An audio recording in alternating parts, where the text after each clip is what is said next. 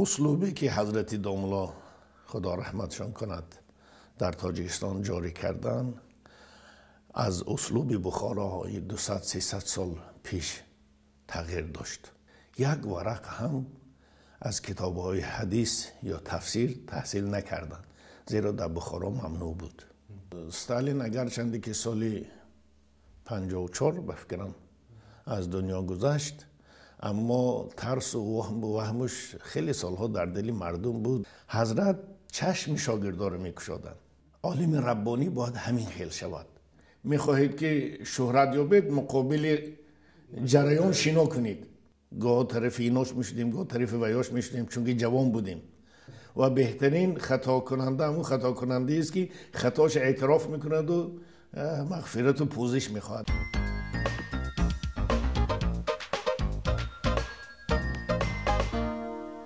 سلام دوستان عزیز، امیدوارم خوب و خوش و موفق هستید.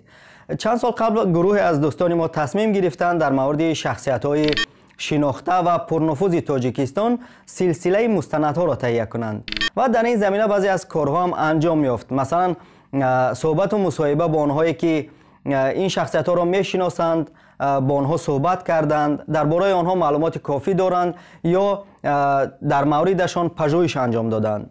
بعدتر این ایده متاسفانه عملی نشد، اما اخیراً فکر کردیم که همون بعضی از صحبت‌ها، بعضی از مصاحبه‌هایی که در مورد شخصیت‌های الهیده انجام شد می‌تواند در الهیدگی هم مفید باشد. یکی از چنین صحبت‌ها در مورد زندگی و شخصیت قاری محمد جان ولد رستم خوقندی معروف به مولوی هندوستانی است.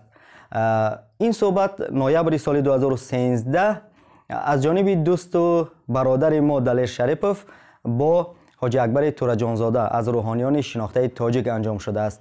این نوار را ببینید و نظر و اندیشه‌های خود را بنویسید. به نام خداوند جان آفرین، حکیم سخن در زبان آفرین. سلام میگویم. صحبت داریم با استاد محترم حاجی اکبر تورجانزاده، اوید یکی از چهره‌های معروف سال‌های 70-90 قرن گذشته، مولوی محمد جان هندوستانی. خب پیش از اون که وارد بحث شوم می‌خواستم به عنوان نخست سوال این باشد که پیدایش چنین یک شخصیت در فضای دینی کشور، یعنی فضای همون وقته دینی کشور، چه چیزهایی را تغییر داد و مکتبی که ایشان، یعنی مکتب تعلیمی که ایشان تشکیل کردند، چگونه بارهایی را برای جامعه ما داد؟ واقعا حضرت داملا محمد جان هندوستانی که با نام حاجی داملا در تاجیکستان مشهور بودند و بنده از سالهای 68 و تا روزی وفاتشان خیلی از نزدیک ایشان رو می شناخته بود، زیرا هر سال چند مراتبه حضرت قبلگاهیمون در مراسم های مولود و افطار رمضان یا یکم توی و سروری که در منزل می شد حتما حضرت داملا رو می آوردن. صحبت های بسیار هم گوارا می کردن. یگانه عالمی بود که در اون وقت از تاریخ اسلام صحبت میکردن، از تفسیر و حدیث صحبت میکردن. واقعا بعد از آن که در مدرسه بخارا تحصیل میکردم و تابستانها تعطیل می آمدیم و برادر بزرگوارمان ایشان نورالدین جان ازشان تحصیل میکردن، من بعضی وقت یک جای با ایشان میرفتم. اگرچند متاسفانه از نعمت تحصیل از نزدشان خدا ما را نصیب نکرده بوده است، اما صحبت خیلی زیاد با ایشان نشسته هستیم. آنچه که برای من خیلی هم جالب بود و بعداً هم که تحلیل کردم، ایشان یگانه نفری بودند که نه تنها برای تاجیکستان بلکه آسیای مرکزی، خصوصا ازبکستان و قرقیزستان، یعنی وادی فرغانه‌ای، منطقه وادی فرغانه که ناحیه ولایت جلال آباد و آشو، بعد نمنگان و اندیجان و فرغانه و تاشکند و همچنین تاجیکستان سبیل و راه‌های نوی تعلیم علوم اسلامی را در کشور راه اندازی کردند. اکثر علماهای تاجیکستان کوشش میکردن که شرفمند صحبت، خصوصا تحصیل کردن در نزدشان همین شرف و کامیاب شوند. خب اسلوبی که حضرت داملا خدا رحمتشان کند در تاجیکستان جاری کردن از اسلوب بخاراهای 200-300 سال پیش تغییر داشت. زیرا من تمام علماهایی که در آخر سالهای 60 و اولی سالهای 70 تحصیل کرده بخارا بودن با ایشان شناس بودم، شخصا صحبتاشون رو میشیشتم. زیرا حضرت قبلگاهی عادت داشتن که برادری بزرگوارمان ایشان نورالدین جان من همیشه برای زیارت نزد این بزرگا می بردن. در همین ناحیه وحدت داملا حلیمی فیض‌آبادی بودن که خیلی هم از عالم‌های خوبی بخارا تحصیل کرده بودن، عالم خوب بودن. داملا خوش محمد بود در طرف کافرنیهان. داملا یوسف بودن در ناحیه جامی کوی شفی قدیم. ایشانی داملا صدیق بود در راحتی و حضرت داملا شریف در حصار. یعنی اینها داملاهایی بودن که تحصیل کرده های بخارا بودن و ما 10 مراتبه الحمدلله از صحبتاشون شرفیاب شده بودیم و در نزد مردم آبرو و اعتبار زیادی داشتن. اما خودشان اعتراف میکردن که یک ورق هم از کتاب‌های حدیث یا تفسیر تحصیل نکردن، زیرا در بخارا ممنوع بود.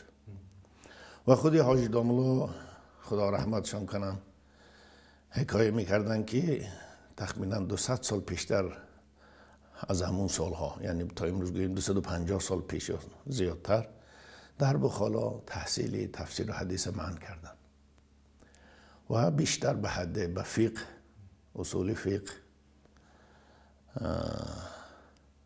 کتاب‌های فتوا، خلاصه دایره علوم شرعی را محدودی همین علم‌ها کردند. و آن چیزی که برای بیدار کردن یک مسلمان تأثیر نهایت بزرگ داشت و سرچشمه اصلی اصلا دین اسلام هست قرآن و حدیث، سنت، تدریسش در بخارا منع شده بود. و همچنین تعلیم تاریخ اسلام. بله بعضی کتاب‌ها بودن اما هر کس که میخواست خودش میخواند، یعنی همچون برنامه درسی در مدرسه ها نبود و اصلا یکم تفسیری با زبان عربی را تدریس نمیشد. خب کسی که حوصله داشت تفسیر حسینی بود با زبان تاجیکی، تفسیر حسینی میخواندن، از تفسیر فقط همین میدانستن. خب شما خیلی خوب قید کردید که درس‌های مولای هندوستانی یک درس‌های معمولی مثل دامل‌هایی که در اینجا زندگی می‌کردن نبودن، یعنی ویژگی‌های خاصی خود را داشتن و بعد اونه که ایشون از محبس رها گردید مخصوصا دوشنبه اختیار کرد، به دوشنبه اومد.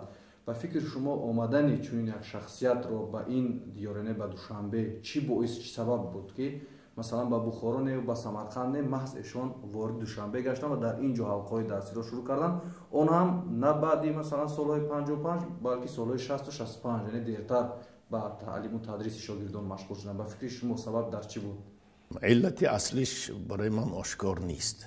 چرا دیرتر شروع کردن؟ خب ببینید استالین اگرچند که سالی 54 بفکرم از دنیا گذشت، اما ترس و وهمش خیلی سالها در دل مردم بود و اون اداره جاسوسی انکویدش هنوز پابرجا بود و اصلا بعض آزادی ها زمانی خروشوف شروع شد.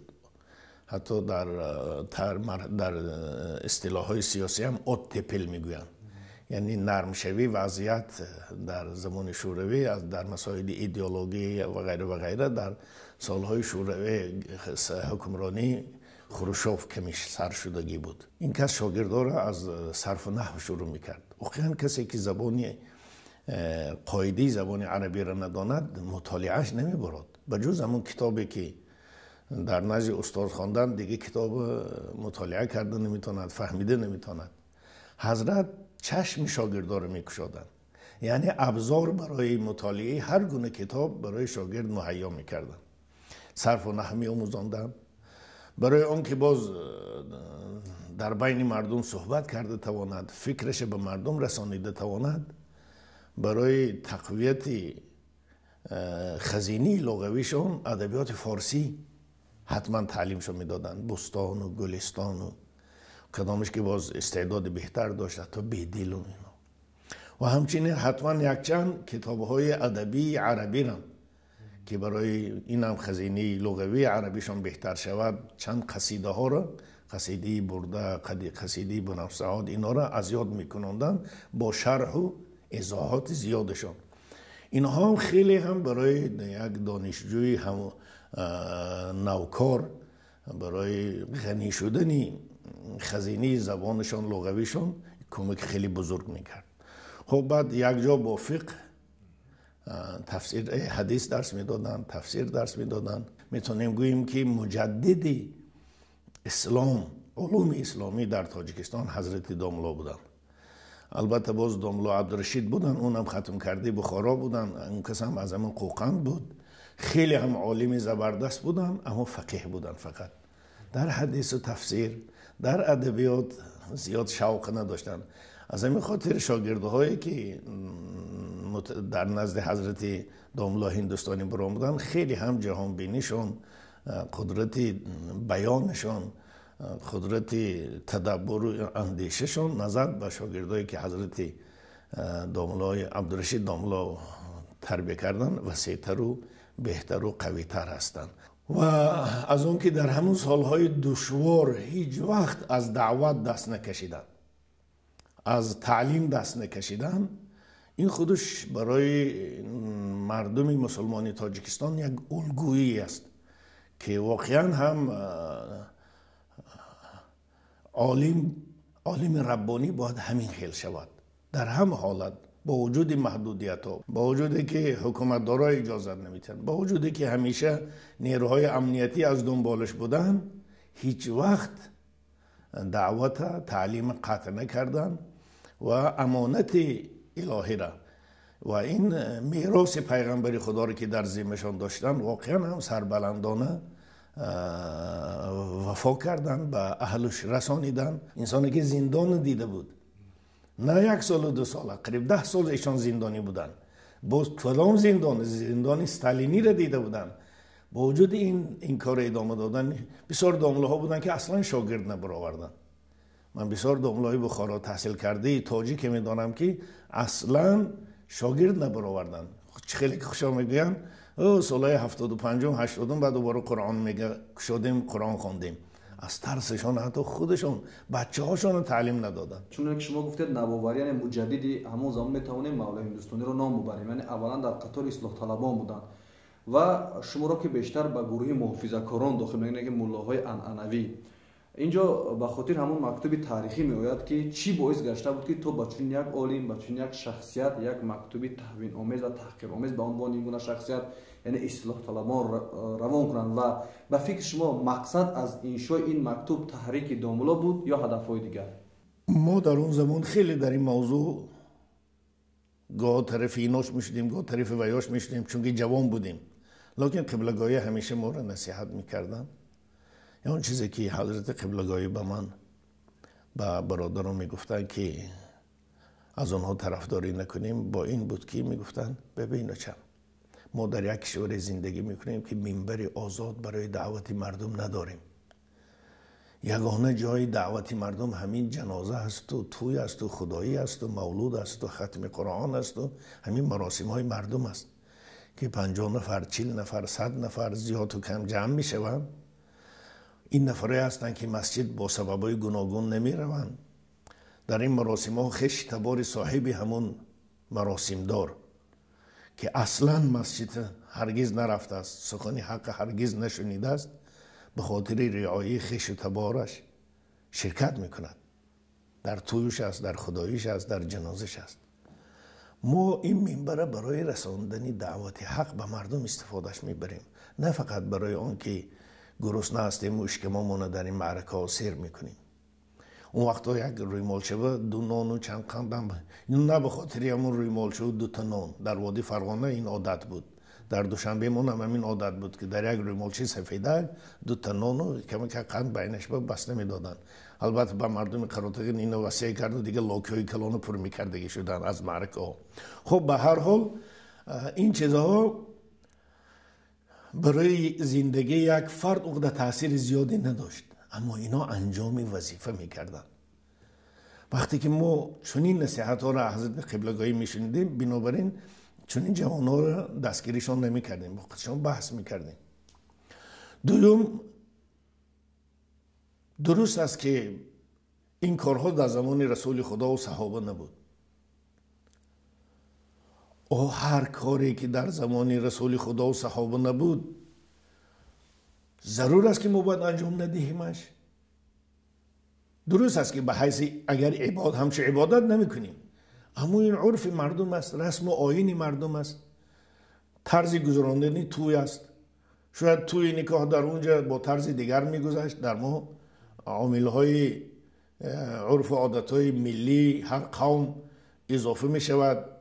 مثلا از چند معرکه عبارت می شود، از معرکه زنانه و معرکه مردانه و فاتحه و آشی نهار و بزم جوانه و با نام های گوناگون. مهم در همین کارها عملهای غیر شرعی نشود. ما باید پیش راهی انجام نیافتین عملهای غیر شرعی را گیریم که در وی عرق نوشی نشود، در وی اختلاط زن و مرد نشود، جوان و دخترها اختلاط نکنند با دیگر. من ایناش حرام است. اما از آن که اون مرد اطعام و طعام میکند، یعنی به مردم نان میدهد، نان دادن این اصل شرعی دارد، این خیلی کاری ثواب است و اگر نیتی ثواب داشته باشد ثواب بزرگ میگیرد. این یک طرف مسئله است. اینا نفهمیده هر کاری که میگن زمان پیغمبر نبود باید نباشد. واقعا این طرز نادرستی فهم اسلام است. فهم نادرست اسلام، شریعت اسلام از احکامات دینی هست. بله در عبادات چیزی تازه را وارد کردن در کار نیست، اما من خدایی میکنم، من توی میکنم. درست است که من از بعضی فقها میگن که 47 سال با نام 47 سال نه، اما خب هر وقتی که شما به خاطر ثواب و یادآوری گذشتگانتان احسانی میکنید، اون احسان خواه از طریق دادن طعام است، خواه از طریق دادن پول به یگان کمبغل و بیچاره ها هست، یا از طریق آباد کردن یک راه خراب شده است، یا از طریق گذراندن آب به یک محله است، یا از طریق ساختن یک کوپروک به یگان در یگان جا هست.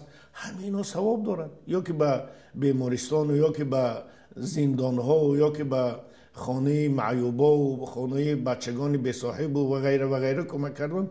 ثواب اینه به گذشته بخشیدن ثواب. یعنی عمل خیر اینقدر عددش زیاد است که شریعت نگفته است که از این زیاد کنید حرام است. این گپ گفتگی نیست. شاید با یک عملهای خیر دیگه میبرد که اصلا در اون زمان وجود نداشت. نفهمیدن اونها از مقاصد اصلی تشریع اسلامی دلالت میداد. بله علم داشتن در دایره معین، از سبب اون که واقعا هم سواد خوب داشتن، همت خوب داشتن، شجاعت داشتن، اما فراست نداشتن. عقلشون گوییم کمتر. عقل به معنای اینجا دیوانه نبودن، خیلی زیرک بودن. این یک طرف مسئله است که من چنین گمان میکنم. مسئله دیگر هم هست که اینجا شاید اونها اگر چنین مسائل اعلان نمی کردن در جامعه ناشناس میموندن. اینم یک سببی، اینم مقال قدیمه است. میخواهید که شهرت یابید، مقابل جریان شنا کنید. مقابل جریان که شنا کردید شهرت پیدا میکنید. خب از یک طرف دیگه باید اعتراف کنیم که چنین جوانایی که همون وقت با همین نامها، با نام اصلاحات خواه که بیچاره رو بعد وهابی گفتن متهمشون میکردن برانده بودن، اصلا از خاندانهای مشهوری شخصیت‌های اسلامی نبودن. از خاندانهای ایشانزاده ها نبودن، داملاهای ختم کرده بخارا نبودن. یعنی از عائله های عادی مردم بودن، لکه خدا استعداد خوب، خاطره خوب، همت خوب براشون داده بود، اما منبر نداشتن.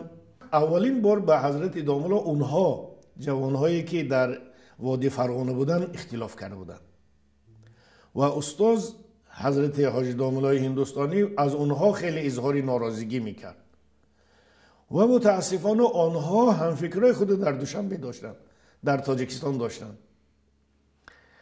اینها اون نامه رو نوشتن. البته من میدونم اون نامه مؤلفش کی است، نمیخوام نامشون گویم، خدا رحمتشون کنن، چون که همه خطا میکنند و بهترین خطا کننده همون خطا کننده است که خطاش اعتراف میکند و مغفرت و پوزش میخواهد. من مؤلف این نامه رو میدانم و که بسیار اظهار پشیمانی میکرد و از خدا مغفرت میخواست، چون که داملا علیه از دنیا گذشته بودن. با فکر شما تا کدام اندازه مولای هندوستانی از واقعیاتی که در گرد و اطراف میگذشت، از حوادثی که در جمهوری اسلامی میگذشت آگاهی داشتند؟ با وجود علمی بزرگ بیکناری که داشتند در علوم اسلامی، از زمان خوب زیاد واقف نبودن. بله روزنامه میخواندن، روزنامه های دولتی همون وقت تاجیکستان سویتی، سویت تاجیکستانی، اینا رو میخواندن، زیرا ایشان چند سال در اکادمی علوم کار کرده بودن، بعد از زندان خارج شدن در قسم دستخط ها. آموزش همین گونه شخصیت ها، جنبه فکری، جنبه مکتبشون برای جامعه ما چی میدهد؟ ببینید اکثری ما امروز افتخار میکنیم با سینا و با فردوسی و با رودکی و با حافظ و با سعدی و با بیرونی و غیره و غیره و غیره. اما این کس معاصری ما بودن، همگی 25 سال قبل از این از دنیا رفتن.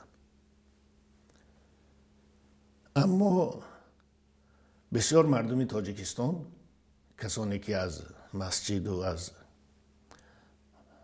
دعوت اسلامی دور بودن نمیشناختشان. درست است که مردم قراتگین اکثرتش میشناسند، زیرا در همه معرکه های بزرگ که در قرغان تپه میشد، وادی ختلان، در اطراف شهر دوشنبه میشد، در حصار میشد و مخلص های ما، مثلا قبلگاه ما، خاندان ما، همش حضرت میشناسن. یک قسمت زیادی مردمی خوجند و سوغدم ایشان میشناسن، زیرا شاگردای زیاد و مخلصای زیادی داشتن. وادی فرغانه میشناسن. اما در مجموع قسمت زیادی مردم تاجیکستان، خصوصا نسل نورس، ایشان نمیشناسن. ایشان ما از چند طرف الگو هستند. یکم ایمانی کامل، اعتقاد کامل. انسان ده چقدر نیرو و عظمت و قدرت میبخشد، اینو میتونیم از حیات حضرت داملا آموزیم. و برای تحصیل علمش چقدر زحمت کشید، چقدر شهرهای گوناگون سفر کرد، در حالتهای دشوار تحصیل کرد. این خودش یک مکتبی صبر در راه تحصیل علوم اسلامی. به خاطر این تحصیل علوم اسلامی زندان شد. بعد از برآمدن زندان چه زندانی؟ زندانیای استالینی بود.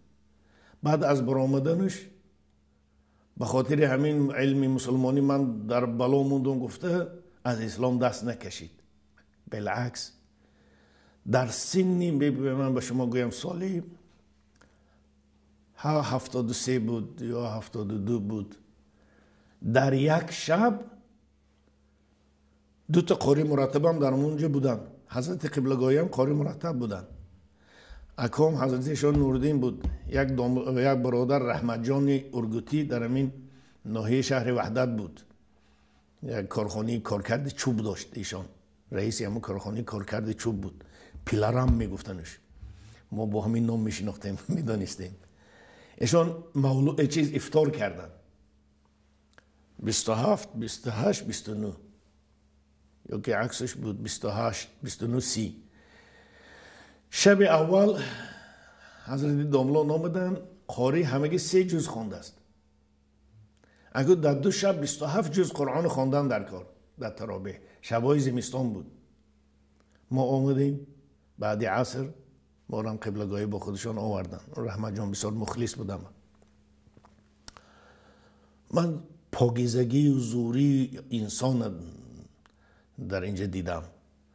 عصر بود ایشان از منزلشان آمدن. حتما از دوشنبه تا اینجا قریب اون وقت ماشین ها سرعت 120 و 130 حرکت نمی کردن. اون که خب نیم ساعت یا 40 دقیقه از منزلش آمد. شام خواندیم، پیش شام افطار کردیم، بعد طهارت نکردن. با همون طهارتی که در منزلشان کرده بودن، شخصی که از 70 سال زیاد عمر داشتن، نماز تراویح پیش گذاشتن. 18 پاره همون شب قرآن خوندن تا ساعت 4:30 سحر.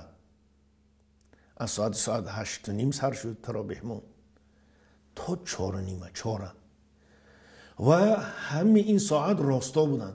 تمام قوم هایی که بودن، از جمله ما بچه های 15-16 ساله بعد 8 حرکت دیگه نشستیم، ایشان راستا بودن. یا همه که عبدالقاهر داشتیم قوتشان در راستا بودن.